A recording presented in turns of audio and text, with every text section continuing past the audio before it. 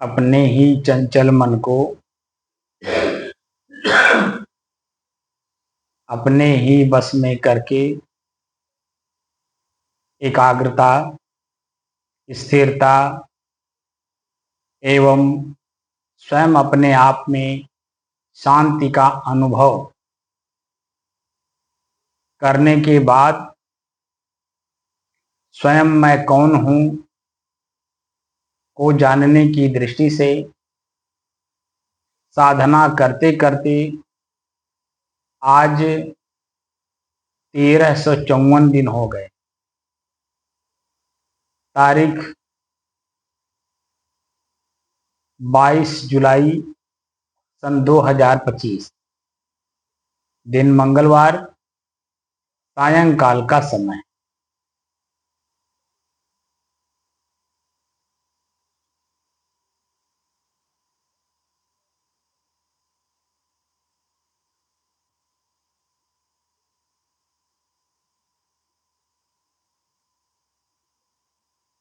अच्छा, ये बताइए, स्कूल और शिक्षक, स्कूल नहीं विद्यालय, विद्यालय और शिक्षक, ये शब्द कब से आ रहा है आपको पता है? और इन दोनों शब्दों का समाज से क्या मतलब है? दोनों शब्दों से समाज को क्या मतलब है? जैसे गुरु शिष्य का परंपरा हुआ है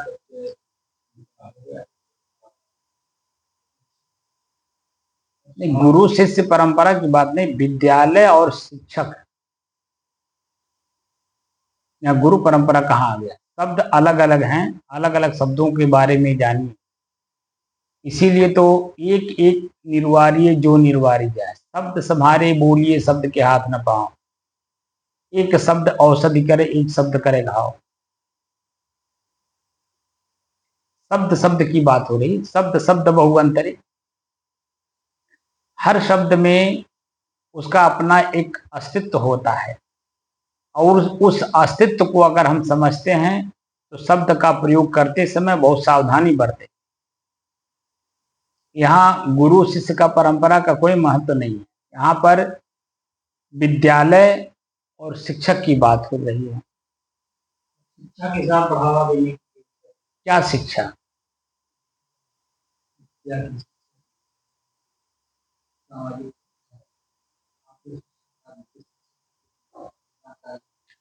शिक्षा क्या चीज है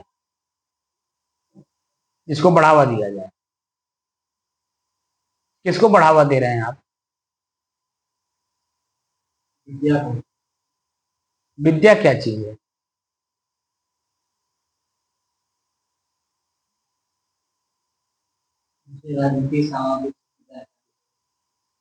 विद्या माने जानकारी होता है। विद धातु से विद्या शब्द बना है, जिसका अर्थ होता है जानकारी।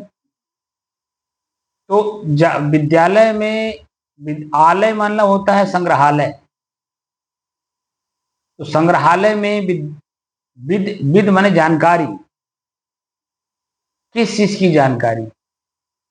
आपको जन्म से लेकर मरण तक की पूरी जानकारी विद्यालय में होता है, और शिक्षक स्वयं सीख करके दूसरे को सिखाने वाला, उसका नाम शिक्षक होता है।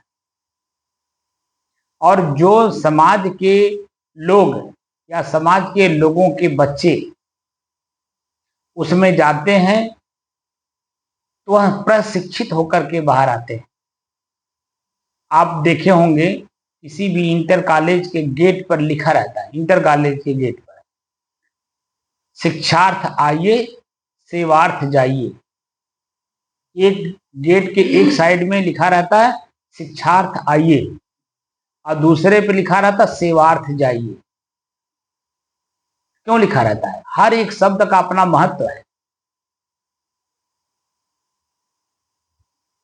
तो विद धातु से विद्या शब्द बना, और जिसको जिस जगह पे जानकारियों का अथाह सागर जिसको कह लें, उसको विद्यालय कहते हैं।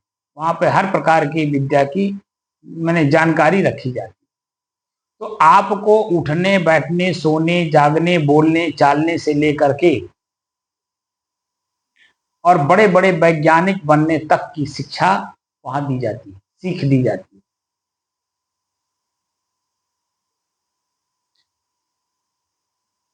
तो जो शिक्षक है वह अपने विषय का विशेषज्ञ है, तब शिक्षक है, यानी उसमें वो पारंगत है। और शिक्षक के माध्यम से ही विद्यार्थी जो विद धातु का प्रयोग कर रहा अर्थी, अर्थ रूप में यानी लाभ के रूप में, अर्थ माने लाभ होता है ना, जानकारी करना चाहता है अपने लाभ के लिए, तो वहां शिक्षक के सानिध्य में विद्यालय में जाता है, और शिक्षक के सानिध्य में रह करके वह अपने लाभ के लिए ज्ञान प्राप्त करता है जैसा वह चाहता है। अब आप देखे होंगे कि एक विद्यालय में 8 सब्जेक्ट 8 घंटे पढ़ाई जाती है। तो क्या सभी बच्चे सभी विषयों के पारंगत होते हैं? जिसके अंदर में चाहना जैसी होती है, किस विषय का वो विशेषज्ञ बनना चाहता है, या उसके अंदर में जो जानने की क्षमता है, ललक है, वह उस टीचर को देखिए बहुत महत्व देता है, और टीचर भी उसको बहुत महत्व देते हैं। यानी दोनों में इतना अच्छा प्रगाढ़ संबंध होता है कि माता और पुत्र का संबंध होता है। माता के अंदर में क्षमता है दूध पिलाने की, और पुत्र में क्षमता है दूध पीने की। दोनों का तालमेल देखिए। तो ज्ञान क्या है? दूध है। शिक्षक के अंदर में अपार दूध भरा पड़ा है, और उसी दूध को पी करके विद्यार्थी अपने को मजबूत बनाना चाहता है अपने क्षेत्र में, अपने विषय में। तो यहां पर एक शब्द है स्कूल, और टीचर का क्या डिफिनेशन है आपको पता है? अंग्रेजी का वर्ड है स्कूल और टीचर। दोनों शब्द अलग अलग हैं, और दोनों के डिफिनेशन अलग अलग हैं। क्या जानकारी है?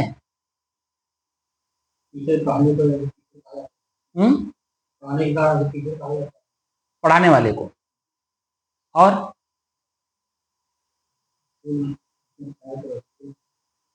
वो तो आप पूरे शब्द की बात कर रहे हैं ना।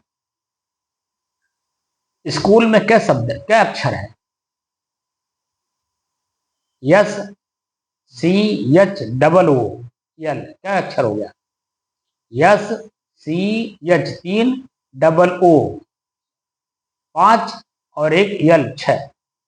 तो ये जो 6 अक्षर हैं, अक्षर मतलब वर्ड, तो ये वर्ड वर्ड वर्ड कहेंगे, वर्ड मतलब पूरा वर्ड हो जाता है स्कूल एक वर्ड है, लेकिन उसमें जो अक्षर है अलग अलग है ना, एक एक अक्षर अलग अलग है। तो क्या इनके बारे में हम लोगों को जानकारी है कि स्कूल किस अर्थ में प्रयोग किया गया है शब्द को?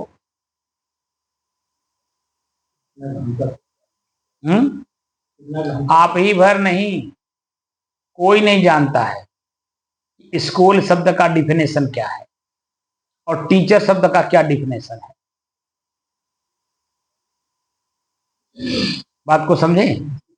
किसी को नहीं पता। ए टू जेड मैं गारंटी के साथ कहता हूं कि अगर 1 लाख बच्चे या टीचर हैं तो हमको लगता है मुश्किल से सैकड़ों लोगों को जानकारी होगी, बाकी लोगों को जानकारी नहीं, खाली शब्द प्रयोग करते हैं। और दोनों कितने महत्वपूर्ण शब्द हैं, उनका महत्व हम लोग नहीं जानते। अभी देखिए, हमने लिखा है 2-3 दिन पहले मुझे मिला, तो हमने कहा बताइए कितनी महत्वपूर्ण शब्द हैं और हम लोग उसको कितने हल्के में लेकर के काम करते हैं और अपने आप को तौलते नहीं कि हम लोग जिस जगह जा रहे हैं तो क्यों जा रहे हैं, किस लिए जा रहे हैं और उसका महत्व मेरे जीवन में क्या महक ला रहा है, कुछ पता नहीं है। अब जैसे स्कूल है ना, स्कूल में जो 6 अक्षर है, अब एक एक अक्षर का, अब देखिए कि स्कूल शब्द में एक एक अक्षर क्या प्रयोग किया गया है। यस, जो पहला अक्षर है यस, तो उसका डिफिनेशन है कि सुपर माइंडेड,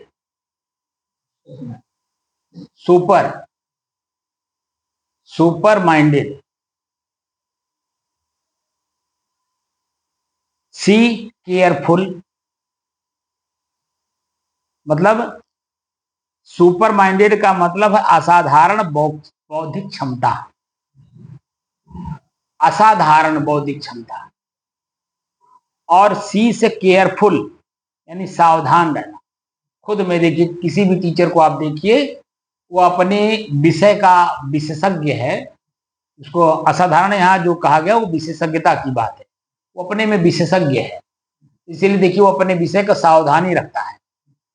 जैसे हिंदी का टीचर है तो हिंदी, जितने ही ऊपर क्लास में आप जाइए तो जो मास्टर हैं यानी गुरु, उनको आप देखिए अपने विषय के पूरे विशेषज्ञ होते हैं। हिंदी जितना कठिन है उतना कठिन अंग्रेजी नहीं है।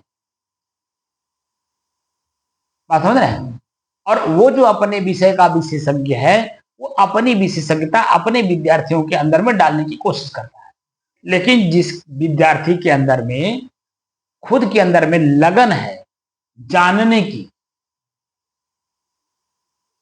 वह देखिए एक एक शब्द को पकड़ता है। एक एक दिन में जो पढ़ाते हैं मास्टर, वो एकदम एक टक देखता है, आंख से देखता है कौन कौन से अक्षर लिख रहे हैं, कौन कौन से मात्रा किन किन अक्षरों में जुड़ रहा है, पूरा एक एक करके देखता है और उसको पूरा जानने की कोशिश करता है और पूरा नोट करता है, अपने रफ कॉपी में पूरा नोट करता है। और जब उसके समझ में आ गया तो ठीक है, नहीं आया तो जा करके दोबारा समय लेकर के उनसे जानकारी करता है, क्योंकि लगन है उसको अंदर में जानने के लिए।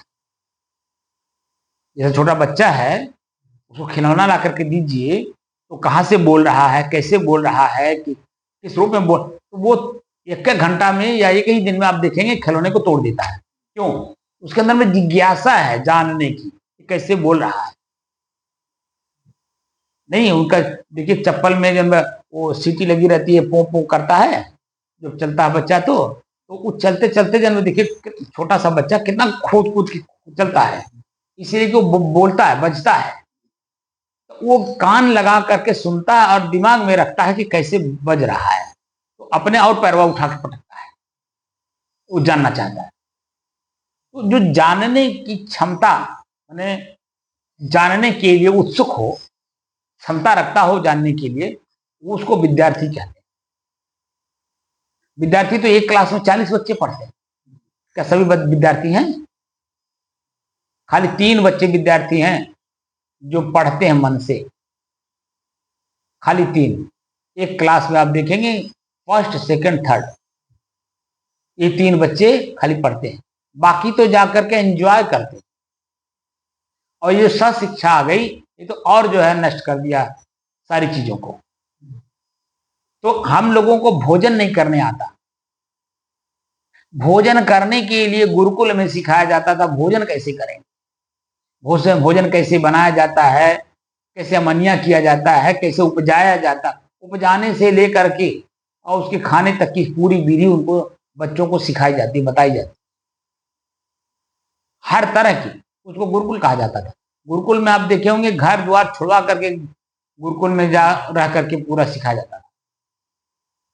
और वहां झाड़ू लगाने से लेकर के और जो संसार का सबसे बड़ा काम है ध्यान साधना, वहां तक की सारी विधि धीरे धीरे धीरे धीरे सिखाई जाती। जो बच्चा जिस क्षेत्र में जाना चाहता उसके अंदर में जानने की जो क्षमता रहती थी, उसी क्षेत्र में बच्चों को पारंगत बनाया जाता। जैसे आजकल के उदाहरण आपने ले लिया, ये जो कौन एक लड़की थी टेनिस स्टार सानिया मिर्जा, जब वो टेनिस में किसी पहली बार जब जीती थी तब उसका पूरा हिस्ट्री दे रहा था कि कौन से स्कूल में पढ़ी है, कब पढ़ी है, कैसे पढ़ी है, कितना पढ़ी, वो पूरा डिफिनेशन दे रहा था। तो जब वो छोटी सी थी नर्सरी क्लास में, उस जिस स्कूल में पढ़ी उस स्कूल का नियम आज भी है कि बच्चे का एडमिशन करने से पहले बच्चे को एक हॉल है बड़ा सा, और उस हॉल में संसार की सारी वस्तुएं रखी हुई। बच्चे के बच्चा जन्म कौन सी वस्तु पे बार बार जा रहा है, उसी को उसके अंदर में वो देखा जाता है कि ये इसकी चाहना इसी की है, जिज्ञासा इसी की है जानने की, इसीलिए उसी के ऊपर उसको बार बार उसका अभ्यास कराया जाता है। तो जब ये छोटी सी थी सानिया मिर्जा, तब स्कूल में जब गई तो उसी टेनिस जो खेल होता है, बॉल और वो टेनिस पार्ट जो होता है, उसी के पास वो बार बार जा रही है। अब बार बार उसको उठा करके फिर ला करके गेट पे छोड़ा जाता था, फिर वहीं जाती थी। उसके अंदर में जब देखा गया कि इसके अंदर ये इसी को जानने की ललक है, तो पढ़ाई के साथ साथ उसी पे उसको पारंगत किया गया और वह अंतर्राष्ट्रीय खिलाड़ी हो गई। ऐसे ही हमारे पूर्वज, हमारे ऋषि बच्चों के अंदर में, हमारे यहाँ देखिए हर प्रकार का शिक्षा है, राजनीति का है, धर्म नीति का है, फिर उसके बाद आप देखिए वादक है, संगीत है, मतलब कोई ऐसा क्षेत्र नहीं है जिस क्षेत्र में वहां लोगों को, बच्चों को पारंगत नहीं किया जाता रहा। उसी को विश्वविद्यालय कहा जाता था। विश्वविद्यालय जो हमारे यहाँ थे उसमें हर तरह के शिक्षक मौजूद रहते थे और बच्चों को उसी तरह से उसको प्रशिक्षित किया जाता था। गुरुकुल परंपरा में जो सांसारिक जीवन में जीना चाहते थे उनको सांसारिक ज्ञान दिया जाता था। तो वहीं पर जन्म ब्रह्मचर्य, गृहस्थ, वानप्रस्थ और संन्यास का मार्ग लिखा गया है। लेकिन जो ब्रह्मचर्य रहते रहते सीधे संन्यास में जाना चाहते थे, उनको अन्य चीजें नहीं सिखाई जाती थी, तब उनको ध्यान साधना सिखाया जाता था। तब उनको आत्म कल्याण की बातें बताई जाती थी कि अपना कल्याण तुम कैसे करोगे, अपने ही अंदर में जो वासना है, इच्छा है, कामना है, इसको कैसे मिटा करके कैसे अपने आप में स्थिर रहोगे, उसकी चीजें अलग सिखाई जाती जो हमारे शास्त्र में भरे पड़े हैं। तो वो सब चीजें जो है सिखाया पढ़ाया जाना जाता था। तो अब यहाँ पर यश से सुपर माइंडेड, असाधारण बौद्धिक क्षमता वाले लोग वहां रहते थे, ताकि जो बच्चा है, बच्चे को हम सुरक्षित उसको शिक्षा माने ज्ञान दे सकें, उसको हम संतुष्ट कर सकें। नहीं तो उल्टा हो जाएगा। अगर वो बौद्धिक क्षमता में असाधारण नहीं है तो मास्टर को ही आप देखिए, आजकल के बच्चे जो है मास्टर को ही जो है तुरंत मजाक ले लेते हैं, मजाक में उनको हंसी में उड़ा देते हैं, कि हर बात को मजाक में उड़ा देते हैं। और लेकिन वो अपने में विषय के विशेषज्ञ हैं, तो बच्चे भी डरते हैं, चाहे कितना सियाने हो जाए, चाहे कितना छोटे हो। तो यश से सुपर माइंडेड यानी असाधारण बौद्धिक क्षमता। सी केयरफुल यानी सावधान। यच से हॉनेस्ट यानी ईमानदार, ईमानदारी सिखाई जाती, आप अपने विषय के प्रति कितने ईमानदार हैं। और केयरफुल मतलब सावधानी सिखाई जाती थी कि आप कितने सावधान हो करके सतर्कता के साथ अपने विषय को ग्रहण कर रहे हैं। हॉनेस्ट, यच से ऑनेस्ट, ऑनेस्ट मतलब ईमानदार। अब डबल वो है, अब डबल वो का डबल जो है वो डिफिनेशन दिया है। पहला दिया आउटस्टैंडिंग मतलब विलक्षण, उसको विलक्षण प्रतिभा भी हमारे यहाँ, हमारे शब्द में, हमारे अध्यात्म के शब्द में विलक्षण प्रतिभा कहा जाता है। प्रतिभावान, विलक्षण का मतलब प्रतिभावान, मतलब वो अपने विषय को पहले से जान रहा है और उसी को जानने के लिए, जैसे होता क्या है कि कोई भी संस्कारी जीव जो आज ग्रहण किया है मतलब इस जन्म में, जब से मर जाता है, मरने के बाद वो पुनः मनुष्य शरीर में जाता है। अगर मनुष्य तो जो वासना को हाथ भी नहीं लगाया है, और हाथ भी लगाया तो सिर्फ जानने के लिए, वासना मतलब जान रहे ना, वासना को भोगा नहीं और भोगा भी तो सिर्फ जानने के लिए, और जान करके फिर उसका परित्याग कर दिया, तो वो आगे चल करके मनुष्य शरीर में ही वापस आता है। तो जो चीजें आज इस जन्म में वो सीखा है, देखा है, जाना है, पढ़ा है और उसमें पारंगत है, उसी चीज को दूसरे शरीर में जब जाता है तो अपनी चीजों को खोजता है। जैसे हम छोटी सी उम्र में, वो महिला तो सबके सामने, कौन मन नहीं मर रहा है किसके सामने, छोटे छोटे बच्चे हों, बड़े हों, कोई भी हो, सबके सामने बहुत आदमी मर रहे हैं। लेकिन उस महिला को ये शरीर में कौन था, अभी इसका हाथ हिल रहा था, इसका पैर हिल रहा था, इसकी आंखें भौहें हिल रही थी, मुंह से बोल रही थी, चल रही थी, उठ रही थी, काम कर रही थी, और अभी ऐसा पड़ा हुआ शरीर है कि इसके शरीर के कोई भी अंग काम नहीं कर रहे। तो कौन था इस शरीर में जिसकी वजह से वह शरीर अपने आप में सारा क्रिया कर रहा था, और अभी कौन था निकल गया कि जिसकी वजह से शरीर ऐसे पड़ा हुआ है। वो जानने की क्षमता मेरे में कैसे आई, क्योंकि मैं इस जन्म के पूर्व उस समय मैं काम कर चुका हूं। कहीं छोटी सी चूक रही होगी, वासना की कहीं छोटी सी चूक रह गई होगी, और जिसके कारण मुझे पुनः जन्म लेना पड़ा। अगर वो वासना न रह गई होती तो मैं आज मनुष्य शरीर में या किसी भी शरीर में नहीं रहता। लेकिन वह चीजें देखिए, आप लोगों को मैं जब बताता हूं तो मैं जैसे आंख बंद करता हूं, जैसे हूबहू हर चीज दिखती है। इसका मतलब है कि पूर्व जन्म में मैं उस काम को कर चुका हूं, और जो देखा हूं, जाना हूं, समझा हूं, किया हूं, और उसको फिर जन्म करके छोड़ भी दिया हूं। तो वो मस्तिष्क में हमारे स्टोर है।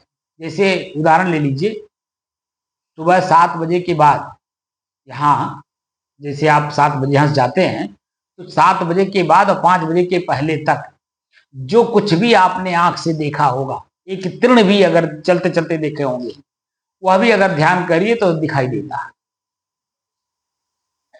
देगा नहीं, देता है। और जो जान करके समझ करके किए हैं वो तो जल्दी से पकड़ में आएगा।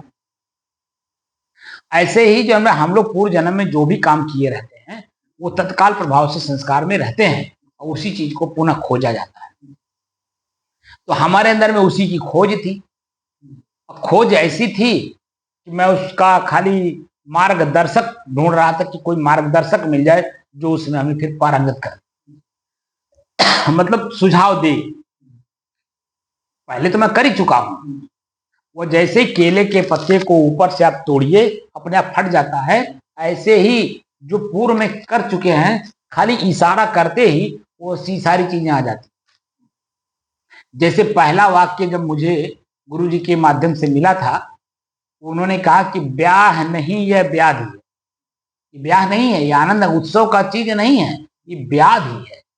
व्याधि माने कष्ट, जीवन भर कष्ट सहन करने की पहला सीढ़ी है।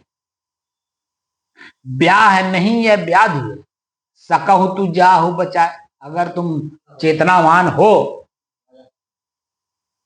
तो इससे बच जाओ, चाहे जैसे बचो, बचो इसको। बचाओ इससे अपने आप को। सकहु तु जाहु बचाए, नहीं तो क्या करें, पायन बेड़ी परत है ढोल बजाए बजाए। पाँव में आपके बेड़ी पड़ रही, बेड़ी किसके में पैर में डाला जाता है, कौन डालता है, सिपाही डालते हैं ना। तो कष्ट देते हैं ना जेल में। जब वो कोई गलती करता है तो गलती करने के बाद जब उसकी गलती के हिसाब से उसके पाँव में बेड़ी और हाथ में हथकड़ी लगा करके जब उसको जेल कर दिया जाता है, यानी कष्ट, पूरा जीवन उसको कष्ट झेलना होता है, दफा के अनुसार। तो कर्म जैसा किएगा वैसे तो दफा बनेगा, वैसे ही जन्म उसको ले जाकर। तो ये जो हम लोग शादी कर रहे हैं, ये प्रकृति के नियमानुसार हम जकड़ लिए जा रहे हैं, वो हमको जकड़ देती है, उसी में चलो दिन रात जन्म, ठंडी गर्मी बरसात भूख प्यास मान अपमान सो।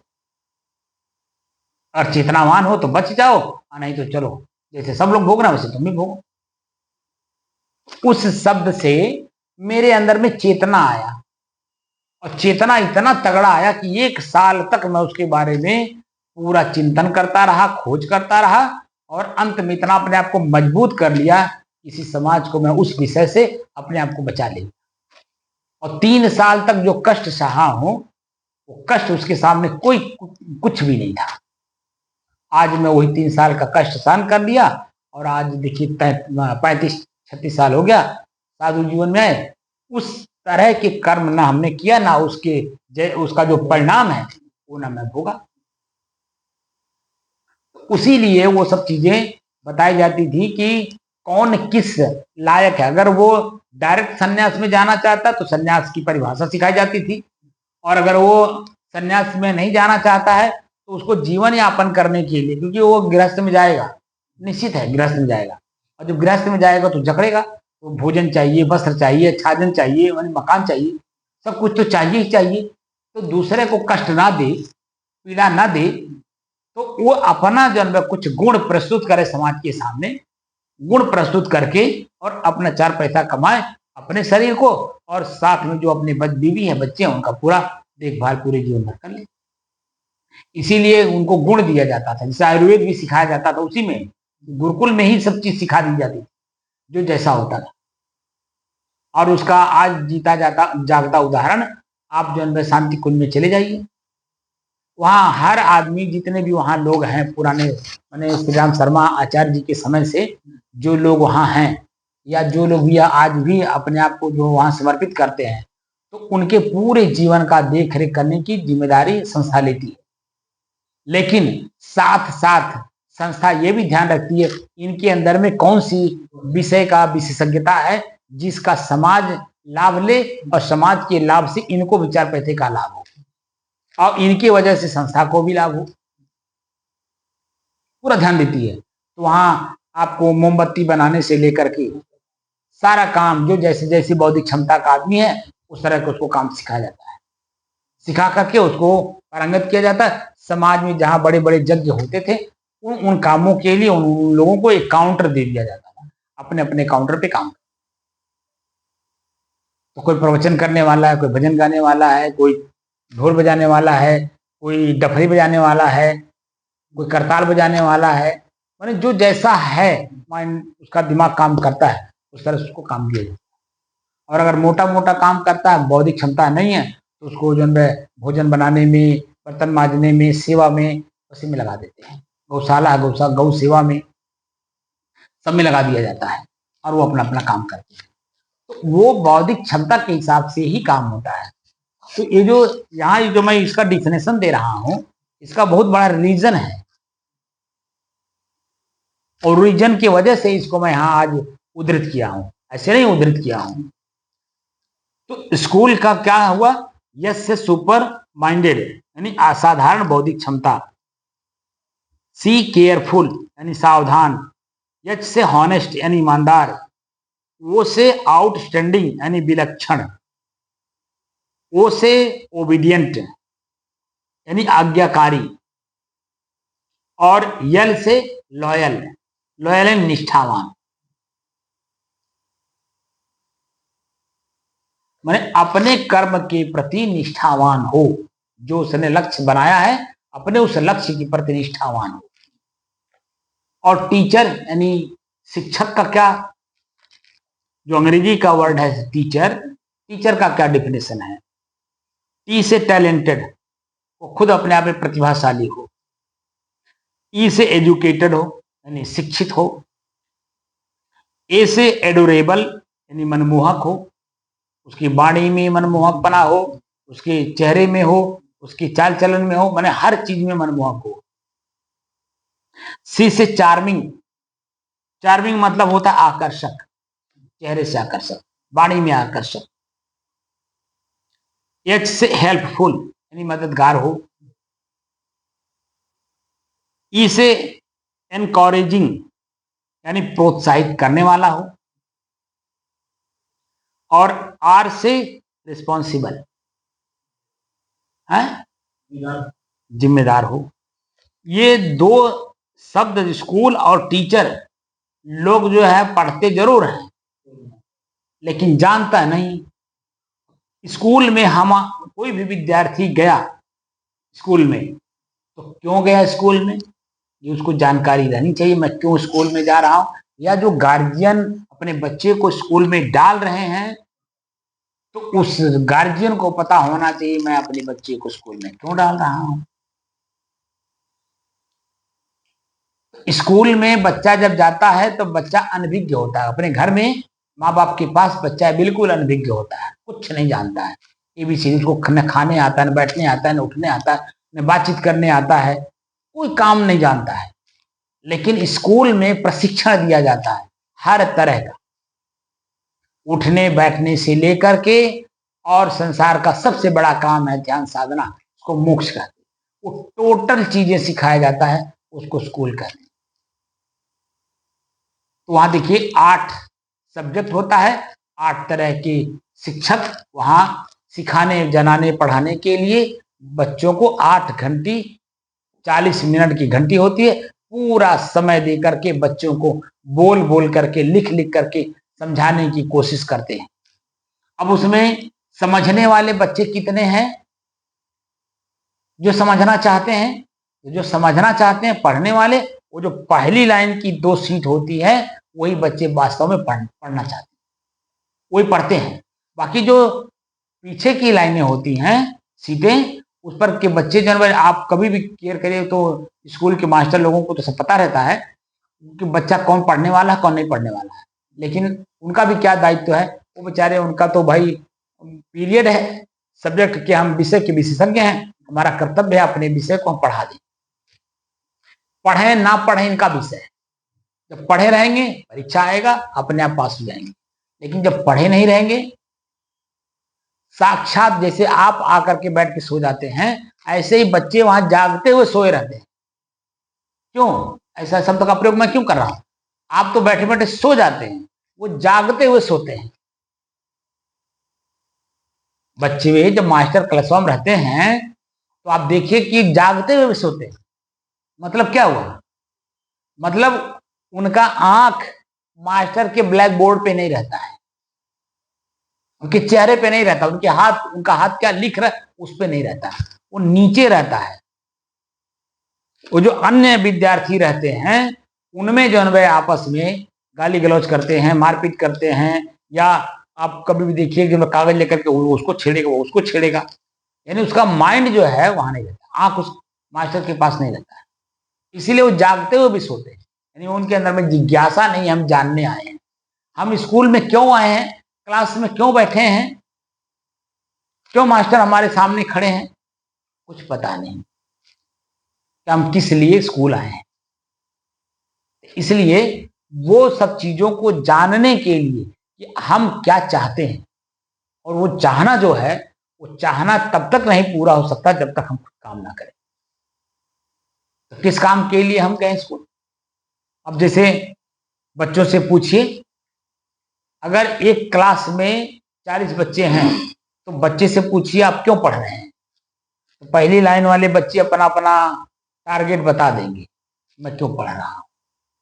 कोई डॉक्टर बनना चाहता है, कोई इंजीनियर बनना चाहता है, कोई वकील बनना चाहता है, कोई अफसर बनना चाहता है, मतलब वो अपने अंदर में उनके एक टारगेट है काम करने के लिए, मैं इसलिए पढ़ रहा हूँ। लेकिन वो 2 लाइन छोड़ करके तीसरी लाइन से पूछिए, हाँ क्या आप पूछ रहे हैं, बस आपका मुंह से चेहरा देखते हैं, मतलब मेरा क्या टारगेट है, कुछ लक्ष्य नहीं है। बस हाँ, माता पिता स्कूल भेज दिए, फीस जमा कर दी, किताब कॉपी दे दिए, ड्रेस दे दिए, पीठ पे लादे चले आए। कुछ लक्ष्य पक्ष का पता नहीं कि मैं किस विषय में विशेषज्ञ बनना चाहता हूँ, क्योंकि मैं भी तो कल जिम्मेदार बनूंगा उम्र के हिसाब से। तो हमारी क्या जिम्मेदारी बनती है समाज के प्रति? समाज तो अपना जिम्मेदारी समझ रहा है, हमको सब कुछ दे रहा है, लेकिन मैं अपनी क्या जिम्मेदारी समझ रहा हूं कि कल मैं बच्चों को, इस समाज को क्या दूंगा, कुछ नहीं पता है। बस आए बैठे और पढ़े लिखे चल दिए, घर पे गए माता पिता को बेवकूफ बना दिए कि हाँ पढ़ के आ रहा हूं, बहुत बड़ा काम किया हूं।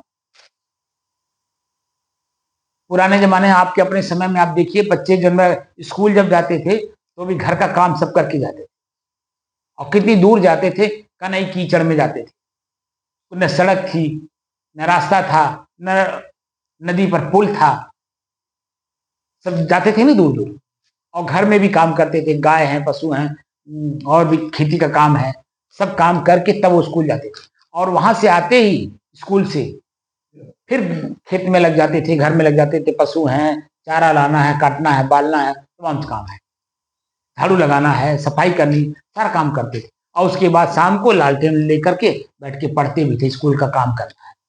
और रतिये में जब आप देखेंगे उनको नींद नहीं आती थी, विद्यार्थियों को रतिये में उठ करके बैठ करके रटते थे लालटेन जला करके।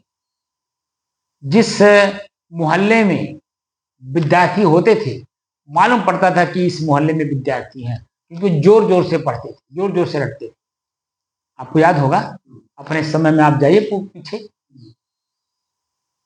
तो वो एक जानने की जिज्ञासा थी बच्चों के अंदर, अपना काम भी करते थे और जन स्कूल में जाकर की जानकारी भी हासिल करते थे और अपने विषय के विशेषज्ञ भी बनते। आजकल के बच्चे वो तो माता पिता के ऊपर थोप दिए तो हार हम बड़ा भारी कल्याणकर थे। माता पिता क्यों भेज रहे हैं ये नहीं पता इनको, कि तुम जन्म अनभिज्ञ हो, किसी भी चीज में प्रशिक्षित नहीं हो, कुछ भी जानकारी नहीं है, तो कम से कम स्कूल में जा करके ABCD सीख लो, ताकि आगे आने वाले समय में माता पिता के साथ, भाई के साथ, बहन के साथ, परिवार के साथ कैसा व्यवहार करना चाहिए। पत्नी आएगी उसके साथ, उसके माता पिता के साथ, उसके भाई बंधु के साथ, उसकी सहेलियों के साथ आपको कैसा व्यवहार करना है, वो सब व्यवहार कैसे सीखेंगे। इसीलिए प्रशिक्षित किया जाता कि अपने विषय का विशेषज्ञ बनिए और विशेषज्ञता लेकर के समाज में उतरिए, समाज की सेवा करिए, और उसी सेवा से आपको मेवा मिलेगा। मेवा का मतलब क्या? वेतन के रूप में, पारितोषिक के रूप में आपको धन मिलेगा, और उसी धन से, उसी रुपये से आप अपने शरीर का भरण पोषण, परिवार का भरण पोषण, समाज का भरण पोषण अच्छे तरीके से कर ले जाएंगे। आपको किसी के सामने हाथ फैलाने की जरूरत नहीं। इसीलिए ये सब जो प्रक्रियाएं बनाई गई थी या जो प्रक्रिया चल रही है, वो इसीलिए कि अप्रशिक्षित लोग प्रशिक्षित होकर के समाज में अपने आप को जीने की कला लेकर के जिए। समाज शब्द का मतलब है नहीं लोग जानते, क्योंकि मैं कई बार बता चुका, सम धन आज, सम माने बराबर, आज माने वर्तमान। जो कीमत मेरी है यहाँ इस जगह बैठ करके, वही कीमत तो आपकी है। हाँ, ये है कि मैं इस विषय में पारंगत हूं, आप जो है इस विषय में नहीं है, तो इसलिए वहां बैठे हैं, और लेकिन जानना चाहते हैं कि आखिर ये है क्या। लेकिन जब हम बता रहे हैं, शब्द का प्रयोग करा रहे हैं, शब्द बिना सूरत या अंधेरी, जो वर्ड है अंग्रेजी में वर्ड कहते हैं, हिंदी में शब्द कहते हैं। शब्द जब कान को मिलता है तो अंदर देखिए संतुष्टि होती है, जब अपना शब्द हम पाते हैं तब आत्मसंतुष्टि होती है, तृप्ति भी होती है। लेकिन जब तक शब्द नहीं मिलता है तब तक बेचैनी और व्याकुलता रहती है। किसके पास जाएं, कौन सा शब्द सुने ताकि हम अपने आप में संतुष्ट रहें, तृप्त हों। और वही प्रशिक्षण के लिए स्कूल और विद्यालय में भेजा जाता था, और जो वहाँ लोग रहते थे प्रशिक्षित करने वाले, वो अपने आप में एक असाधारण बौद्धिक क्षमता लेकर के रहने वाले लोग थे, क्योंकि अपने ही बात को समझाने के लिए उनके पास एक नहीं सैकड़ों उदाहरण थे कि इनको कैसे हम समझा दें। कैसे बात को समझ ले। समझ बढ़ाने के लिए मास्टर आप देखिए एक से एक उदाहरण देते हैं। एग्जाम्पल अंग्रेजी में कहते हैं, हिंदी में उदाहरण कहते हैं। तो इसीलिए कि हमारी बौद्धिक क्षमता उनकी बौद्धिक क्षमता एक हो। साधु कबीर क्या कहते हैं, अपनी कहे मेरी सुने। जब आप मेरी सुनेंगे और अब मैं आपकी सुनूंगा तो दोनों में कोई मतभेद रह जाएगा, दोनों एक हो जाएंगे क्योंकि समझ एक हो गई। लेकिन जब आप मेरी नहीं सुनेंगे, मैं आपकी नहीं सुना, तो दोनों की बौद्धिक क्षमता अलग अलग रहेगी, दोनों एक कभी हो ही नहीं सकती। जो कि मनुष्य एक है, लेकिन जब उसके अंदर मनुष्यत्व है तब तो मनुष्यत्व ही नहीं है। तो आखिर ये जो साधना हम सीख रहे हैं किस लिए सीख रहे हैं? यह भी एक सेंटर है। किसके लिए? जो प्रशिक्षित कर रहा है वह व्यक्ति ऐसे थोड़ी प्रशिक्षित कर रहा है, ऐसे नहीं जन ध्यान साधना हम सिखा रहे हैं। हमारे कबीर पंथ में एक से एक दिग्गज लोग हैं मौखिक बोलने वाले, उनमें नहीं कमी है। आपको एक घंटे में बहुत कुछ समझा देगी, लेकिन वो मौखिक होगा, खाली उसे तृप्ति मिलेगी। खाली शब्द सुन करके क्षण मात्र के लिए जब तक वो सुनेंगे तब तक जन्म भाव चेंज हो जाएगा। लेकिन वो क्या जब बोल करके बंद हो गए और सुने क्या, अभी पूछा जाए आप क्या सुने, टुकुर टुकुर ताकते हैं जैसे आप ताकते हैं।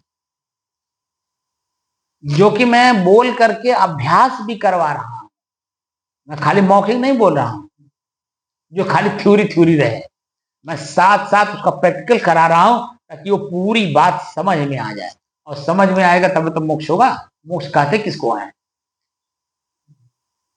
इसको उदाहरण देने का हमारा यही मतलब था कि मोक्ष का जो रास्ता है, इस मोक्ष में जो टीचर है वो पारंगत होगा तभी मोक्ष का रास्ता सिखा सकता है, क्योंकि वो मोक्ष में है। वह खाली एक संत ही होते हैं, बाकी कोई नहीं होता है। संत आसाराम जो अपने नाम के आगे संत लिखते थे, अब देखिए सामने आ गए।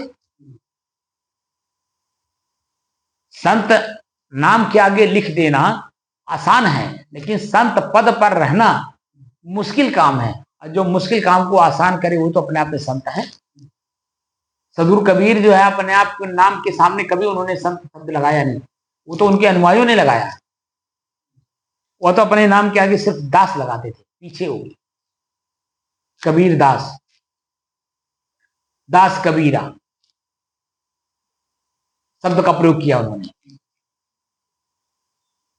इसलिए ये जो आप सीख रहे हैं या मेरे माध्यम से पूरे विश्व के कोई भी साधक सीख रहा हो, उसके अंदर में जिज्ञासा कहीं दिख नहीं रहा है।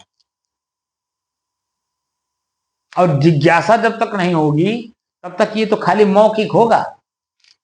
ऊपर ही ऊपर जैसे लड़का है, माई दादा जब कहूँ बाजारे उजारे जाते हैं तो लड़का के मन में ही रहा कि अच्छा माई दादा गई बाटा बाजारे वार से तो लमचूस ले हैं। मतलब आज के वर्ड में क्या कहते हैं, टॉफी, चॉकलेट, पिज्जा, बर्गर, क्या क्या शब्द का प्रयोग होता है। माता पिता गए हैं उधर से आएंगे तो आजकल मैगी क्या चला है, वो भी चला है। तो क्या चीज आप खा करके तृप्त होना चाहते? अरे शुद्ध भोजन शरीर को जो संतुष्टि देता है वो बाहर का लमचूस और टॉफी नहीं देता है, घर का बना हुआ शुद्ध ताजा भोजन देता है, जिसमें रस होता है, खून होता है, मज्जा होता है, बीज होता है, शरीर को हर तरह की क्षमता देता है। वो शुद्ध घर का भोजन होता है। अशुद्ध घर का भोजन जिसको बना करके खाने की क्षमता होगा, अपने अंदर का जो कमजोरी वो दूर किया रहेगा, आलस्य नाम का चीज उसके जीवन में ना हो, तब तो जन्म अपने शरीर को हिष्ट पुष्ट रखेगा।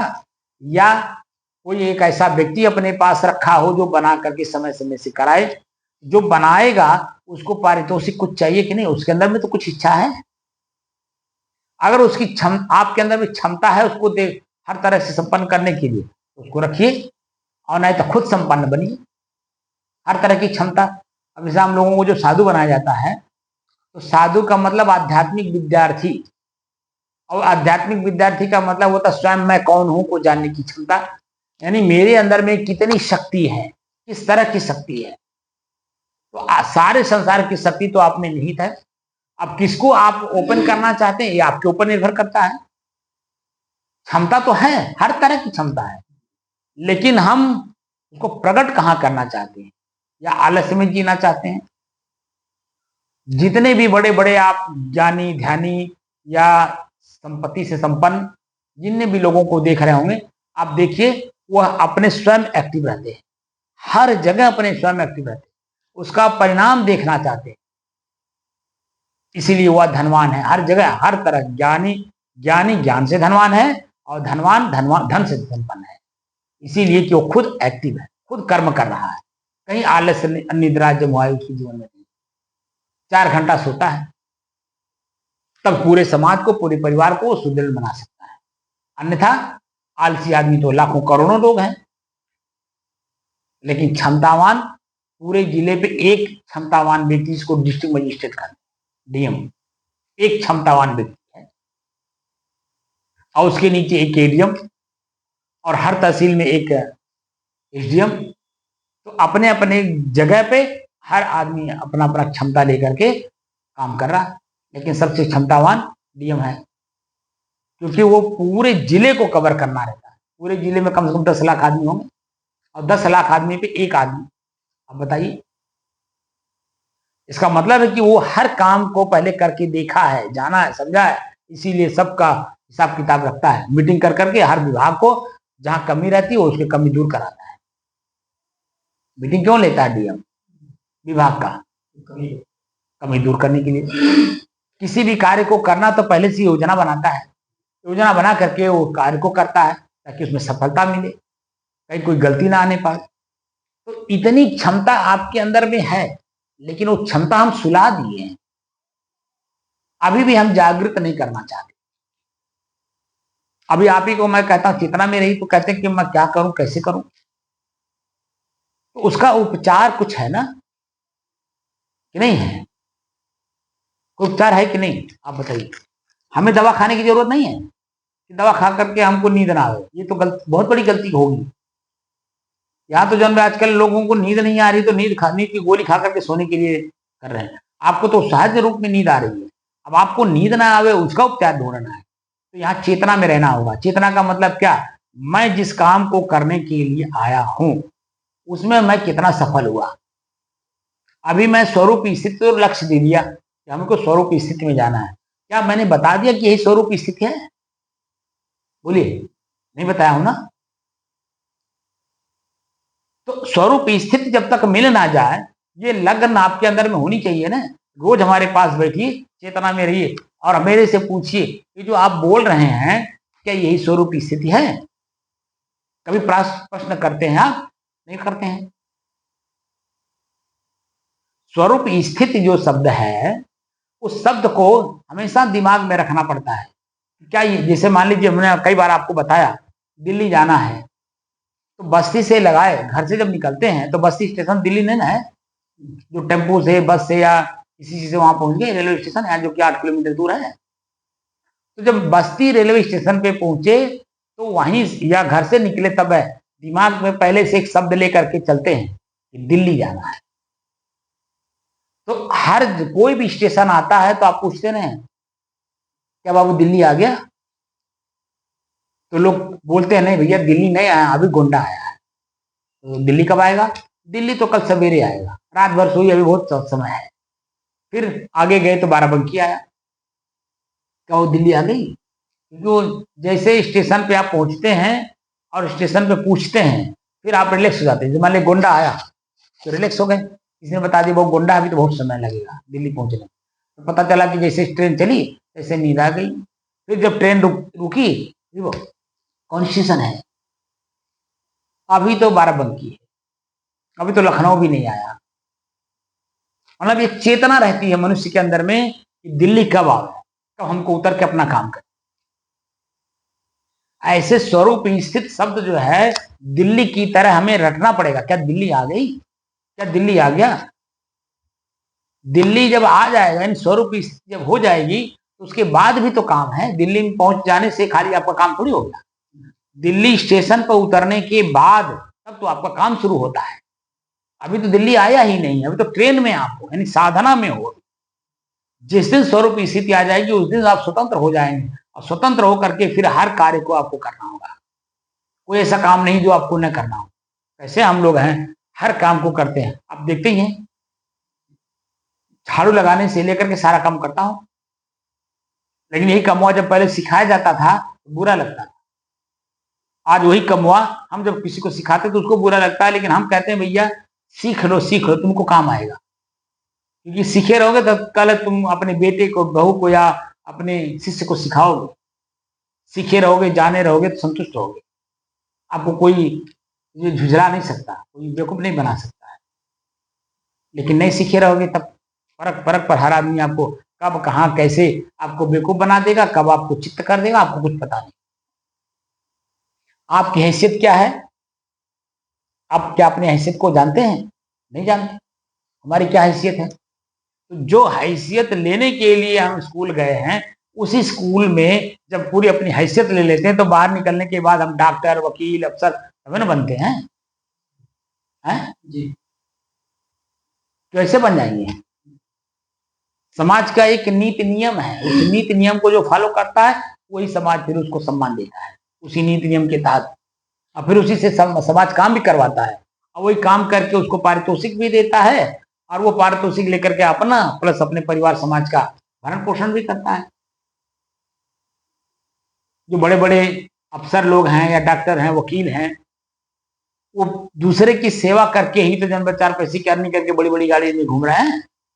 बोलिए, बड़ी बड़ी बिल्डिंगें बना बना करके जिनमें कितनी बड़ी बड़ी हॉस्पिटल बना रहे हैं, कहाँ से लाए? सेवा करने के बाद जो उनको अर्जन मिला उसी का फिर दोबारा उसी में लगा, ताकि और लोगों का सेवा हो सके।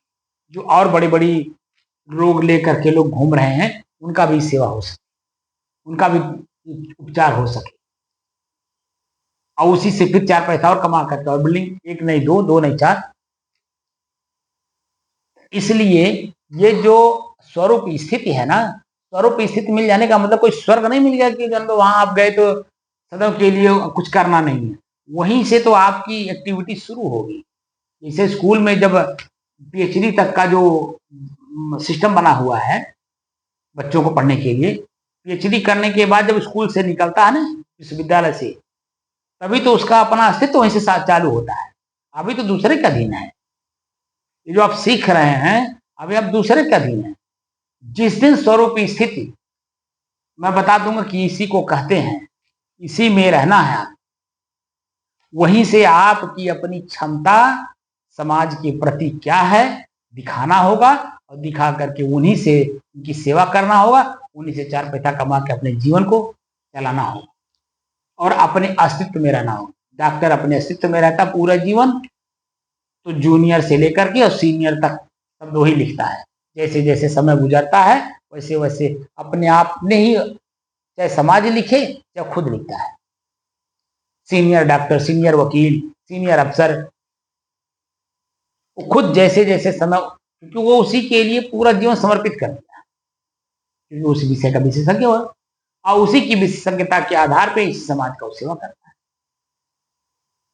तो स्वरूप स्थित जो मेरा शब्द है, जो मेरा लक्ष्य है, टारगेट है, वहां तक पहुंचने के लिए ये जो मैंने बताया है, ये पूरी चीजें यहाँ लागू आप पे होती है।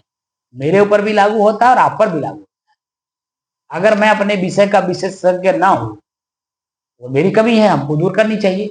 लेकिन अगर आप आए हैं सीखने तो कमी हो तो अपनी कमी दूर करिए। तो कैसे दूर करेंगे? अंदर से डर रखना पड़ता है। भीतर जिसके पास मैं सीख रहा हूं उसके प्रति डर रखना पड़ता है। जो हमें काम दिए हैं उस काम को मैं किया कि नहीं, क्योंकि पूछेंगे। जैसे बच्चे को होमवर्क दिया जाता है तो जब वो दूसरे दिन स्कूल जाता है तो उसके अंदर में डर रहता है, तो वह डर की वजह से पूरा होमवर्क करके जाता है। जब मास्टर पूछते हैं होमवर्क किए हो, बड़े शौक से कहता हाँ जी सर किया हूँ, लाओ दिखाओ। वो दिखाते हैं तो जब देखते हैं तो सही किया है कि गलत किया, तो जब उसका वो कॉपी पन्ना उलटते हैं तब ना मालूम पड़ता है कि सही किया गलत किया। अगर सही किया तो गुड करते हैं, उसको शाबाशी देते, शाबाश ऐसे ही प्रतिदिन किया करो, एक शब्द आ गया। लेकिन वहीं में जब आप गोज गाज दिए हैं या शब्द कोई उल्टा पटा लिख दिए हैं, फिर मास्टर कहता है देखो इसको सुधार क्या हो, देखो मैं इसे लिख दे रहा हूँ, इसको इसी तरह से लिखना, इससे एक वर्ड भी, एक अक्षर भी इधर उधर नहीं करना, ऐसे लिखना जैसे मैं लिखा हूँ। अगर दूसरे दिन फिर उसको सुधार कर लिया तो फिर वो आगे की चीज बताते हैं, और अगर नहीं सुधार किया उसी को सुधरवाने में उसको समय लग जाता है। एक विद्यार्थी होता है कि सुनते ही सुधार कर लेता है, एक होता है कहते रहिए नहीं सुधार करता है, एक होता है मारते रहिए नहीं सुधार करता है, और जो डरा हुआ रहता है ना वो सुधार करता है, पक्का है। और सुधार करते करते करते करते वो एक दिन खुद वही हो जाता है जो मास्टर सुधरवा रहे हैं, उन्हीं की जगह पे बैठ जाता है, मास्टर वो भी हो जाता है, क्योंकि वो डरा हुआ है और डर के काम कर। इसीलिए आपके अंदर में तो डर है नहीं कि हमें शाम को जो सुबह काम दिया गया, शाम को हमें उनसे पूछा जाएगा कितना काम किए हो। तो आप तो और साधुओं की तरह हमको तौल लिए हो, जैसे सभी साधु लोग थे वैसे ये भी हैं, बस खाली प्रवचन देते हैं और हमको तो कोई कुछ करना नहीं, खाली जाइए बस झलुआ झूलिए। झलुआ झूलने के लिए हम साधना नहीं करा रहे, चेतना लाने के लिए, और चेतना में जब आदमी रहता तभी अपने काम को बढ़िया ढंग से करता है। वासना आपके अंदर से मिटी है नहीं, उसको पूरा जीवन आपने पूर्ति किया इसी शरीर से, तो आप बता दीजिए कैसे मोक्ष प्राप्त कर लेंगे आप, बताइए हमें। वासना तो पूरा पूर्ति हुआ है और भी ढंग से हुआ है, पूरा शरीर पूरा समय उसी वासना में डूबा हुआ था। अब आप चाहते हैं मोक्ष हो जाए, तो जब तक काम नहीं करेंगे तो उसमें से बाहर निकलेंगे, जैसे कुआं में आप गिर चुके हैं और चाहते हैं निकलना, छटपटा तो रहे। कोई सुग्गी जीव, मान लीजिए रस्सी डाला, आप रस्सी पकड़ बंद करें, रस्सी बांध करके जब वो खांची बांध करके नीचे किया तो उसमें आप बैठबे नहीं करें, या सीढ़ी डाल दे, सीढ़ी पकड़ करके ऊपर अबे नहीं करें और छटपटाएं, बताइए ऊपर कैसे आएंगे, कैसे कुआं में से निकलेंगे। तो हम लोग शब्द से आपको निकालना चाहते हैं, शब्द बताकर इस तरह से आप अपने उसी वासना से बच सकते हैं। लेकिन कैसे आप बचेंगे जब काम नहीं करेंगे। मास्टर स्कूल में क्या करता है, सिर्फ मौखिक रूप से बोलता ही तो है, बोलिए, ब्लैक बोर्ड पर उसी शब्द को लिखता है और बच्चों से लिखवाता है। अगर बच्चा लिखा और जानने की कोशिश की तो मास्टर किस भाव में आकर के क्या चीज समझाना चाह रहे हैं विद्यार्थी तुरंत पकड़ लेता है। जब वो कमवा नहीं करेगा तो क्या पकड़ेगा, आप बताइए। मास्टर कैसे बनेगा विद्यार्थी, वकील कैसे बनेगा, अफसर कैसे बनेगा, समाज के एक जिम्मेदार पर्सन कैसे बनेगा, आप बताइए। जज को जजमेंट करना पड़ता है, तो जजमेंट करने के लिए उसका भी नियम है, प्रूफ पर आपको जो है जजमेंट करना है। कागज का पूरा फाइल जो है कागज से उसका पेट भरना है समय समय से। जब तक कागज पूरा प्रूफ उसको मिलेगा नहीं तब तक वो जजमेंट कैसे देगा, क्योंकि दो आपस में लड़ने वाले लोग हैं और उसको तीसरे को जब वहां दोनों को संतुष्ट करते हुए निर्णय देना है, कैसे निर्णय देगा। दोनों को पढ़ना पड़ता है ना, और अपने को सुरक्षित भी करना पड़ता है कि हम ऐसा शब्द ना लिख दें कि मेरा ही कलम फंस जाए, मैं ही फंस जाऊं उसमें। अभी जैसे एक जज साहब फंसे हुए ना हाईकोर्ट के, जस्टिस वर्मा, अब आप बता दीजिए उन्होंने क्या किया। अब आज उनकी जिंदगी खतरे में है, पूरे समाज में उनकी शिक्षा लेकर हो रही है। इसीलिए जो शब्द बताए जाए उतना काम करके अपना अनुभव करिए, और जो अनुभव ना हो सके वो पूछिए इस शब्द को आपने कहा तो किस अर्थ में कहा, क्या उसका फल है।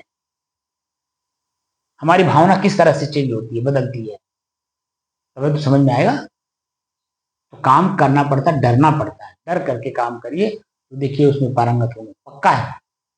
मैं आपको क्यों कह रहा हूं ऐसा, क्योंकि अभी भी आपके पास समय बहुत है इस शरीर में, क्योंकि जिज्ञासा इस शरीर में है। इस शरीर के पहले जिज्ञासा रही होती तो अब तक यहाँ नहीं रहते, आप मुक्त हो गए होते, लेकिन आपके पास उसका जिज्ञासा था नहीं, और जिज्ञासा था भी शरीर में तो ऐसे लोगों का संगत हो गया जिनके अंदर में उसकी कोई जानकारी ही नहीं थी। भले आपने उनका पूरा समय दिया, जमीन जायदाद जो कुछ भी आपने खरीदा, दिया, भंडारा किया, दान दक्षिणा दिया, सब कुछ किया, लेकिन किस अर्थ में, कितने ईमानदारी पूर्वक आपने किया तो आप ही जानते हो। और वह चीजें जो है आपको दबा रही हैं, और आज भी जिज्ञासा है लेकिन काम नहीं कर रहा है, तो कैसे काम बनेगा आप बताइए। आप एक बार को मैं नहीं कह रहा हूं, आपके माध्यम से मैं पूरे विश्व के साधकों को ललकार रहा हूं। चाहना तो है कि मैं कुआं में से निकल जाऊं, तो कुआं में से कैसे निकलेंगे? कोई आपको गोद में लेकर के निकलेगा? जो माध्यम देगा, सीढ़ी एक माध्यम है, रस्सी एक माध्यम है, खचोली एक माध्यम है, या कोई और चीजें हैं उसमें जो माध्यम है, माध्यम से ही तो ऊपर करेगा। अपने तो डूबेगा नहीं वहीं में जाकर के कि आपको बचा दे। एक माध्यम होता है, मास्टर गुरु एक माध्यम देते हैं, शब्द, शब्द के सहारे से ही चढ़ा हो जाता है। साफ साफ कबीर साहब कह रहे हैं, शब्द बिना सूरती आंधरी। शब्द के बिना हमारी जो मन है, मन की गति है, वो अंधी बनी हुई है। शब्द बिना सूरती आंधरी, कहो कहां को जाए, कहां जा रहा, सभी पूरे संसार देख रहा है। आज शिव मंदिर में जल चढ़ाने के लिए करोड़ों आदमी जन तैयार हैं, लेकिन शिव शब्द को समझना नहीं चाहते। अब मनमानी तरीके से शिव को जो है उसका परिभाषित कर रहे हैं। करोड़ों लोग गांजा पी करके भगवान शंकर जी का बूटी है। क्या भगवान शंकर जी आपको मंगल करने की बात करते हैं तो क्या नशा में मंगल होता है? और चेतना में मंगल होता है। मंगल का मतलब होता है चित्त की प्रसन्नता, और चित्त प्रसन्न तब होता है जब किसी काम को करते समय उसका पूरा काम फिट हो जाए, उसमें अब दोबारा करना ना पड़े, तो तृप्ति बोलते हैं। दोबारा उस काम को न छूना पड़े, न सोचना पड़े, न बोलना पड़े, न करना पड़े, उसको कहते हैं मंगल। अस्थायित्व आ गया। अब अस्थायित्व कहां दिखाई दे रहा? जब नशे में है, न बोली उनकी सुंदर है, न चाल चलन सुंदर है, न खान पान सुंदर है, कुछ नहीं, बस जीवन को जिए जा रहे हैं। बस भगवान शंकर जी को ले जाकर के एक लोटा पानी चढ़ा दें, बस हमारे ऊपर खुश हो जाएंगे। भगवान शंकर के हों कुछ नहीं पता है। प्रकृति त्रिगुणात्मक है ना। तो शिव त्रिगुणात्मक में एक गुण है, प्रकृति का एक अंग है ना। ब्रह्मा विष्णु महेश तीनों के व्यापक रूप बताए गए हैं।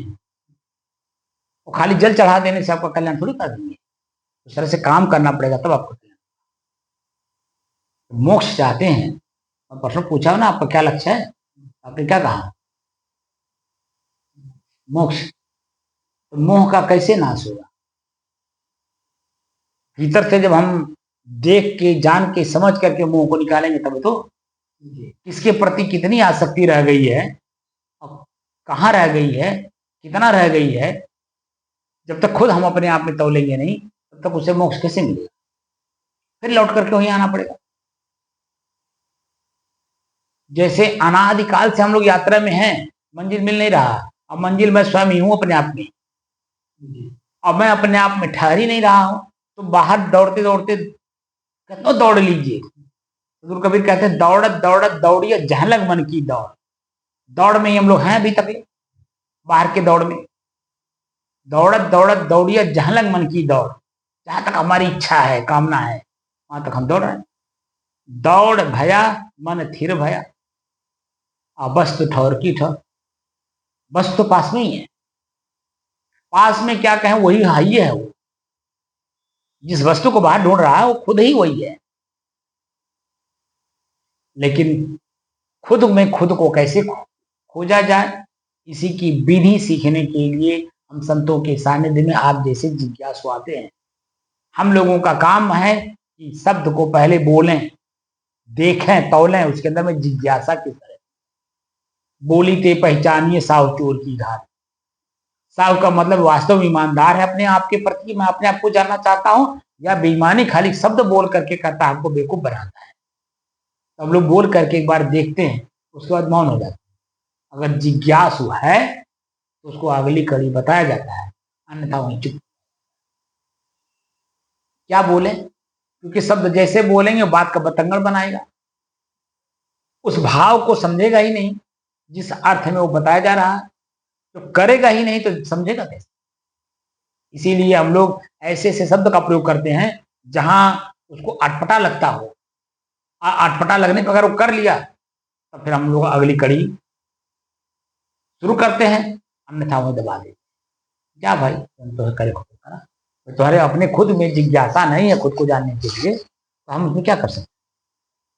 अरे भोजन सबको चाहिए कि नहीं चाहिए, तो भोजन कैसे आता है, एक ईमानदारी का होता है, स्वयं उपार्जन किया जाता है, खेत में काम करना होता है, पसीना बहाना होता है, ठंडी गर्मी भूख प्यास मान अपान सब सहन करना पड़ता है, 4 महीने इंतजार करना पड़ता है, तो धैर्य बोलते हैं। धैर्य रख करके इंतजार किया जाता है, तब तो जा करके वो 4 महीने के बाद फसल तैयार होता है, तो अपने हाथ से जाके काटा जाता है, काट करके अपने हाथ से दाया जाता है, दा करके ओसाया जाता है, उसको ला करके फटक छोड़ करके बीन करके उसको धोया जाता है, सुखाया जाता है, फिर उसको पिसवाया जाता है, फिर उसको आटा साना जाता है, फिर तवे पे उसको पकाया जाता है, और उसके साथ में दाल है कि सब्जी है कि नमक मिर्च मसाला है, क्या चीज़ है, उसके साथ तब लेकर के खा जाता है। चटनी है क्या, अचार है, मिर्चा है, क्या चीज़ है, या दाल सब्जी है, जो कुछ भी है उसके साथ तब खाए। जब पेट भर गया समझिए कि मैं तृप्त हूँ, तब उसको ईमानदारी क्या। दूसरा कोई हमको दे दिया तो कितना देगा, कब देगा, कैसे देगा, क्यों देगा। दूसरा हमारा पेट का भरण पोषण क्यों करे। माता पिता दिए हैं लेकिन तब तक दिए हैं जब तक आप छोटे हो, जब कुछ करने लायक हो गए हो तो वो भी जब आपका बर्तन भाड़ा अलग कर देते हैं जिद में आकर के, क्योंकि आपके व्यवहार शैली को देख करके वो कहते भाव तू जा अपन काम करे, तो अब पाल पोस के बड़ा कहीं झेल गए ना, अब तो अपने काम लायक हो गए जा।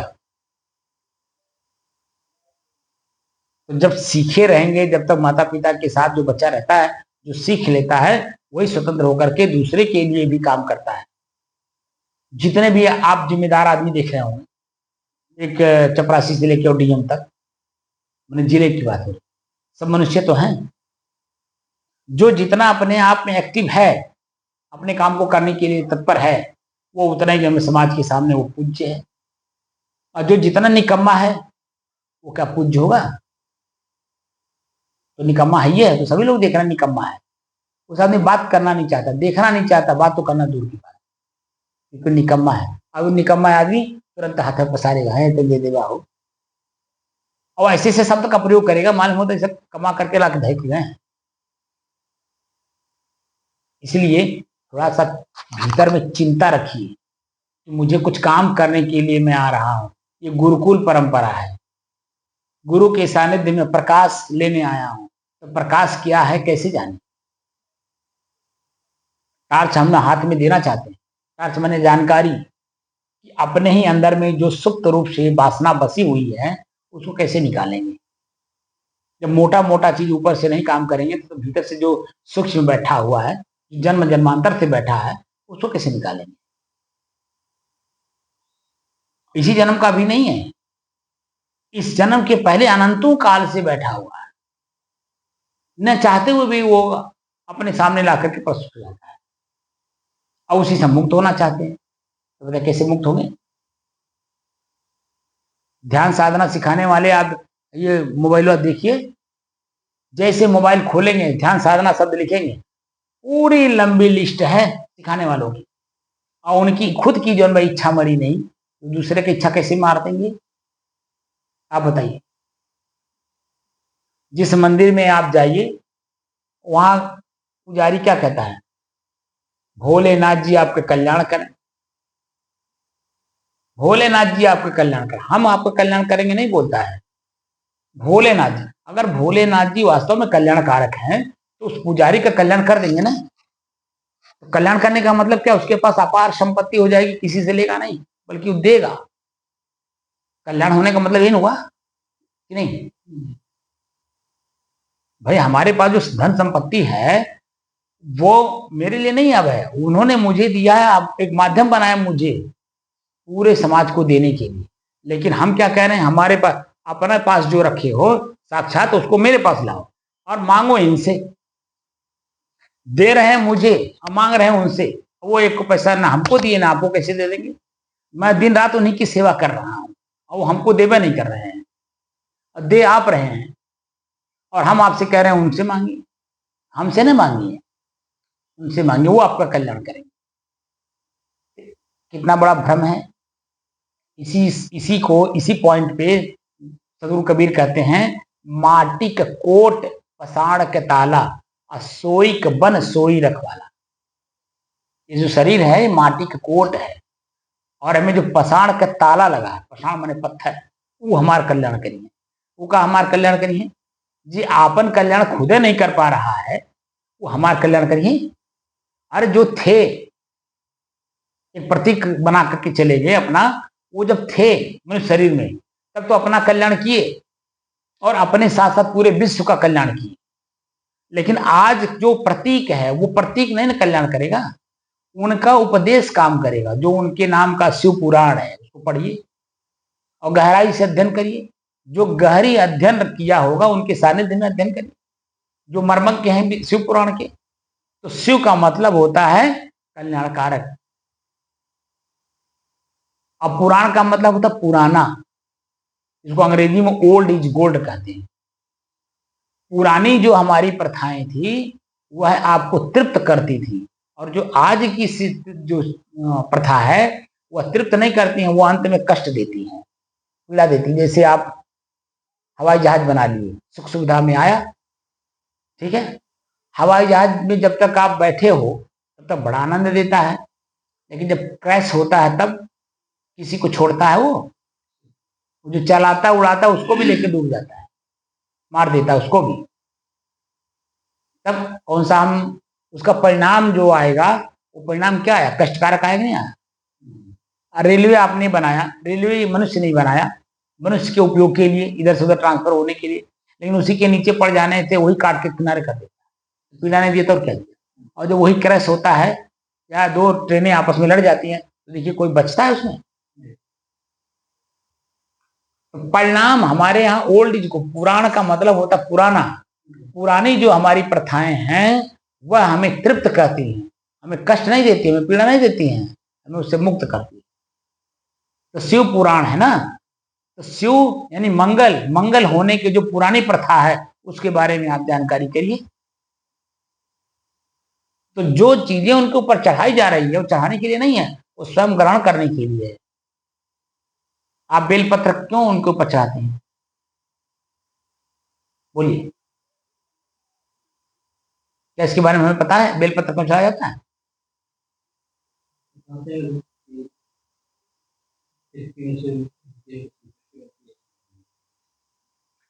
बेलपत्र में ठंडाई है।